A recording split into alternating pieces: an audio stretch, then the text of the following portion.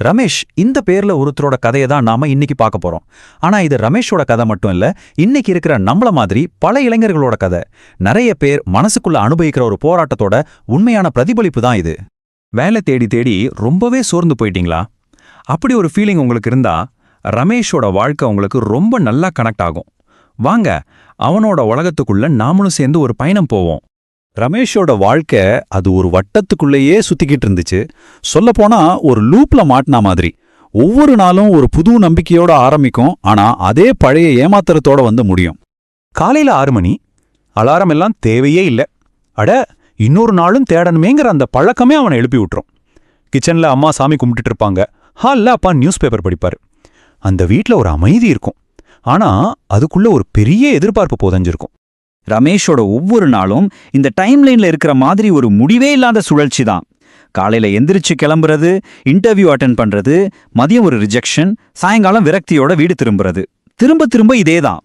இந்த சுழல்ல மாட்டிக்கிறது எவ்வளவு கொடுமையான விஷயம் இல்லையா? ஒவ்வொரு இன்டர்வியூ முடிஞ்சதும் அதே புன்னகையோட அந்த ஹெச்ஆர் மேனேஜர் சொல்லுவார், உங்க கம்யூனிகேஷன் ரொம்ப நல்லா இருக்கு, ஆனா எக்ஸ்பீரியன்ஸ் தான் மேட்ச் ஆகல. இந்த வார்த்தைகள் ஒருத்தரை எந்த அளவுக்கு மனசளவுல காயப்படுத்தும்னு யோசிச்சு பாருங்க. அன்னைக்கு பஸ் ஸ்டாப்ல உட்கார்ந்திருந்தப்பதான் அவனோட மனசே உடைஞ்சு போச்சு. ஃப்ரெண்டு கிட்ட இருந்து ஒரு மெசேஜ், மச்சான் சேலரி கிரெடிட் ஆயிடுச்சு, வீக்கெண்ட் என்ன பிளான்? கையெல்லாம் நடுங்க அந்த போனை அப்படியே பாக்கெட்ல வச்சுட்டான். பதில் சொல்லல, அமைதியா வீட்டுக்கு போனான். அவனோட அந்த மௌனம் அது 1000 வலிகளை சொல்லுச்சு.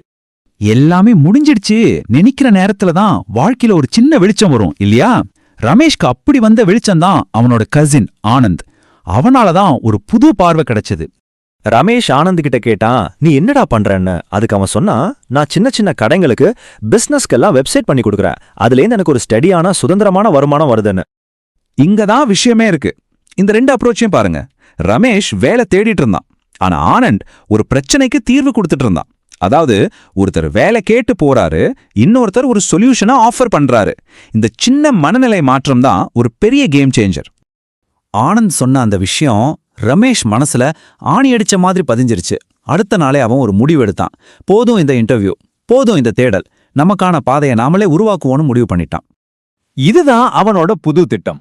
ஸ்டெப் 1, இன்டர்வியூ போறத நிறுத்துறது. ஸ்டெப் 2, ஒரே ஒரு ஸ்கில்ல மட்டும் எடுக்கிறது. ஸ்டெப் 3, அதுவும் ஃப்ரீயா ஆன்லைன்ல கத்துக்கிறது. ஸ்டெப் 4, விடாமுயற்சியோட அதுல உழைக்கிறது. ரொம்ப சிம்பிள், ஆனா ரொம்ப பவர்ஃபுல். அவன் தேர்ந்தெடுத்த ஸ்கில் வெப்சைட் பில்டிங். அவன் யூஸ் பண்ண டூல்ஸ் ஃப்ரீ ஆன்லைன் டுட்டோரியல்ஸ். இதுக்காக அவன் கொடுத்த விலை தூக்கமில்லாத பல இரவுகள். ஆமா, எந்த ஒரு வெற்றிக்கு பின்னாலையும் இப்படி ஒரு கதை கண்டிப்பா இருக்கும்.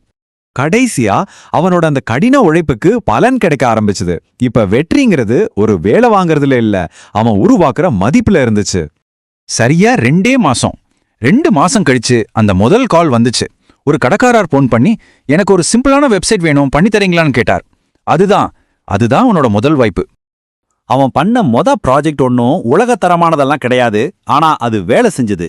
அவனுக்கு கிடைச்ச சம்பளம் பெரிய தொகையும் இல்ல, ஆனா அது அவன் சம்பாதிச்சது. அந்த உணர்வே தனிதான். இப்படியே 6 மாசம் போச்சு. ஒரு காலத்துல அவன் எதுக்காக ஆவலா காத்துட்டு இருந்தானோ அந்த இன்டர்வியூ கால்கள் இப்போ வரவே இல்லை. ஏன்னா அது அவனுக்கு தேவையே இல்லாம போயிடுச்சு. ஆனா இப்போ அவனோட போன் அடிச்சா அது கிளைண்ட்ஸ் கிட்ட இருந்து வர கால்ஸா தான் இருக்கு. பாத்தீங்களா மாற்றத்தை? அவன் வேலையை தேடல, வேலை அவனை தேடி வர ஆரம்பிச்சிடுச்சு. ஒரு நாள் அவங்க அப்பா சும்மா கேட்டார், என்னப்பா இப்பெல்லாம் வேலை தேடி எங்கேயும் போறது இல்லையான்னு. அதுக்கு ரமேஷ் சிரிச்சுக்கிட்டே சொன்னா, இப்போ வேலை நம்மளை தேடி வருதுப்பா. அந்த ஒரு வரி அந்த வீட்ல இருந்த அத்தனை காலக்கவலையும் தூக்கி எறிஞ்சிருச்சு. கடைசியா சொல்ல வர்றது இதுதான். ஒரு இன்டர்வியூல செலக்ட் ஆகாதது தோல்வியே கிடையாது, அது ஒரு நிராகரிப்பு, அவ்வளோதான். ஆனா உங்களுக்கான வேலைய, உங்களுக்கான வாய்ப்பை நீங்களே உருவாக்குறீங்க பாருங்க, அதுதான் உண்மையான வெற்றி. இந்த கதையிலிருந்து நீங்க என்ன கத்துக்கிட்டீங்க?